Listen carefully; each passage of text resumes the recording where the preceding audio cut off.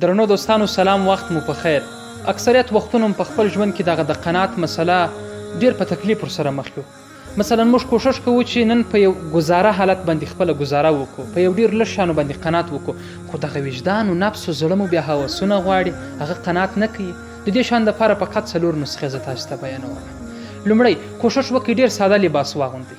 دوهم په یو ډیر ساده کور کې اوسیږئ، استوګنځی مو باید ډیر ساده واوسیږي، ځان ته یې اختیار کړئ. دریم هغه خوراک چې روزانه تاسو کوئ د ضرورت پر اساس باندې خوراک کوئ او پر یو کمزوري خوراک باندې خپل قناعت ولرئ. او څلورم هغه سورلی چې تاسو تاګ او راتګ ورباندې کوئ، موټر ګاټ ولرئ، موټر سایکل یا یو ډیر کمزوري موټر ولرئ، د لږو پیسو موټر ولرئ.